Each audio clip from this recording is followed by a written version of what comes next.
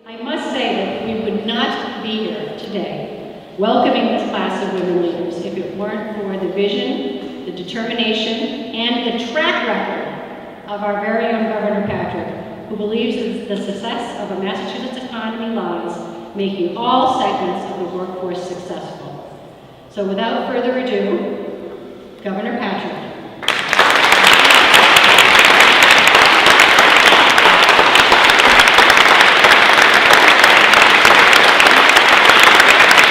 Thank you very much. Good morning, everybody. Good morning, Governor.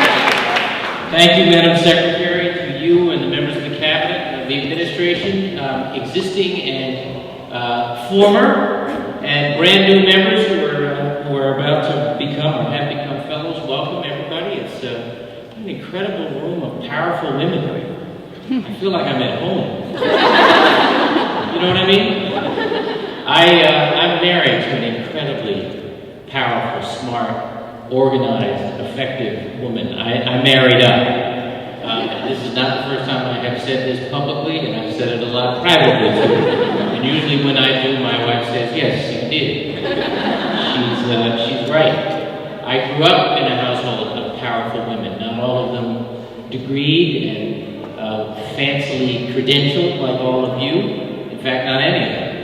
But they were powerful. They were people of strong character, of vision, of determination. They taught me how to look up rather than down. And I understood from my mother, who went back to school and got her GED with my sister and I tagging along and doing our homework, such as it was, sitting under tables at the local community college, to my grandmother and her third grade education, that when women succeed, families succeed, communities succeed, America succeeds. So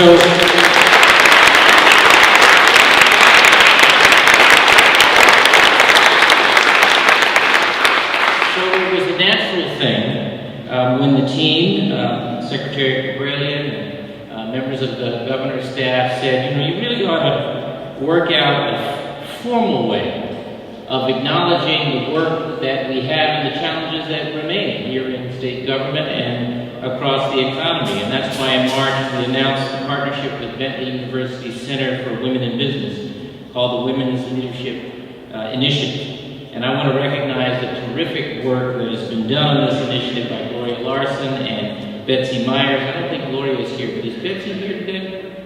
No? What the heck? I'm here. We thank you very much, and the whole team at Bentley, and of course Secretary Caprelian has been absolutely terrific, and a great, great friend, in addition to being a great, great leader of this initiative and so many more. I think you all know, I hope you do, that the Commonwealth is leading the nation on a whole host of very important measures. We're number one in the nation in student achievement, in healthcare coverage, in veteran services, thank you, Secretary, in economic competitiveness, in, I can go on, energy efficiency. The list is so long. You all ought to, my team, by the way, can recite this. Normally they're mouthing the words while I'm saying this. But there's a reason this has happened. There's a reason why we're at a 25-year high in employment. It's because we have looked out. We've looked out. We've taken the approach that we shouldn't have government that is just about the next election cycle, that we have to make decisions that are about the next generation. And so we have focused on a strategy to grow opportunity by investing in education, in innovation, and in infrastructure. And it is working. And as we do that, we've consistently come back to ask ourselves, where are the gaps? Where has prosperity not yet reached? Who has not yet been touched? The work around gateway cities, for example, where so much potential lies and where some are well ahead of others. That has to be intentional.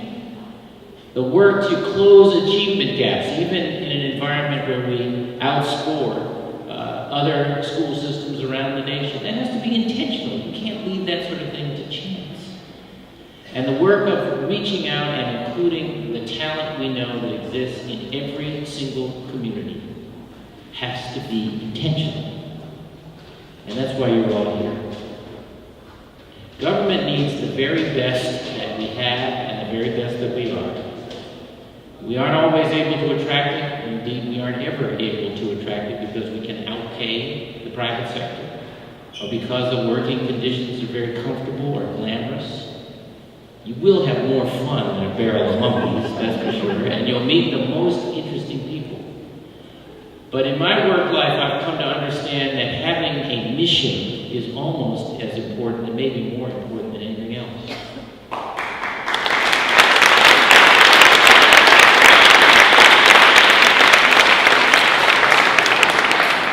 And a mission that's about lifting us all, about not leaving anybody behind, about closing achievement gaps and making healthcare not just accessible but affordable, about actually doing the unglamorous work of rebuilding roads and rails and bridges. Why?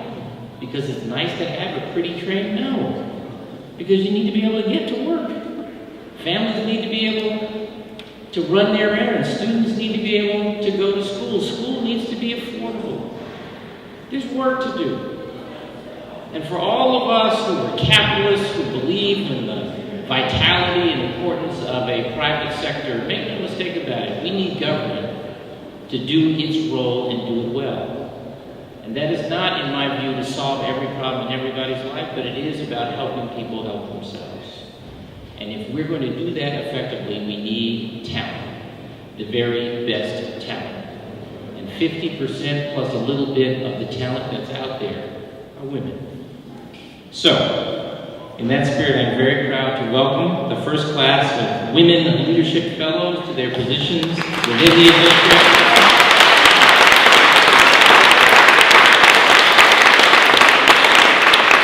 And I'm going to call you by name, and I hope I don't mess up the pronunciations, but as I say, if this is anything like home, you will call me out on it. Elizabeth Thorne. Where are you, Elizabeth? Welcome, Elizabeth.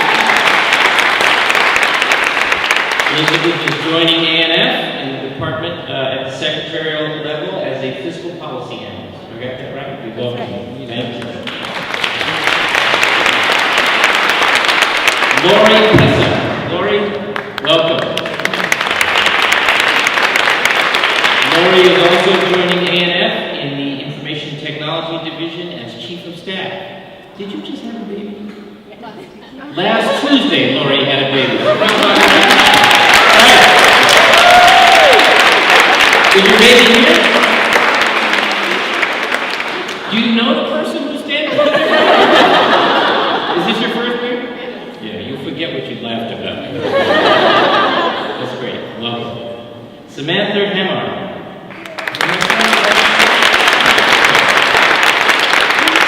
Samantha, this is like the ANF table right here. This is Samantha is also joining ANF in the Information Technology Division as a municipal liaison. And we welcome you. Thank you. Michelle E. Here's Michelle. Welcome, Michelle. Michelle is joining Energy and Environmental Affairs as Director of Environmental Justice. Very important. Thank you. Johanna Troy. Johanna, welcome. Johanna is also joining Energy and Environmental Affairs in the Department of Energy Resources as a Senior Policy Coordinator. We welcome you. Michael Deval Patrick. Welcome. Michael is joining Health and Human Services. Do you prefer Michael? Yes. Michael is joining Health and Human Services as a Senior Health Policy Analyst. Easy pickings. Really, really easy. Welcome.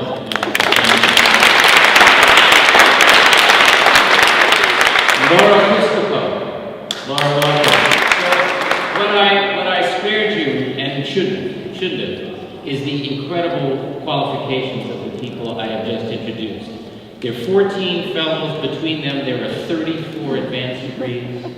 These are deep, serious, kick-ass professionals.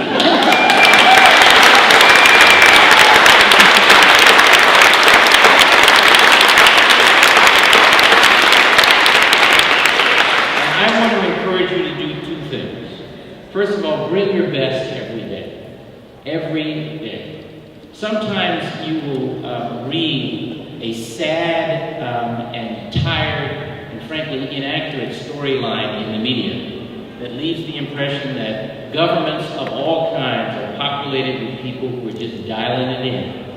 In fact, this state government is populated before we got here and since with people who run to work and bring very much a sense that they are serving the public and that it's a higher calling. And you will find inspiration from them just as I do. And I'm counting on you to inspire them in turn. Bring your best every day. And the second thing I'm going to ask you to do is to remember and call out the goodness in the people of the Commonwealth. There's a lot of goodness. Maybe a lot more than you think. We are a cynical and tired and too smart for our own good kind of community sometimes. But don't print all that. We're hard on ourselves. But the people of the Commonwealth can be trusted with the truth, I have found. They can be trusted with complicated ideas and complex solutions. They don't have to have stuff dumbed down in order for them to understand what the problem is and what we're trying to do. We, all of us, are trying to do to solve the problem. Trust their goodness and their intellect and their smarts. And listen to them, because they teach you things and they make us all better, as I know you will. Welcome, everybody. Looking forward to working with you.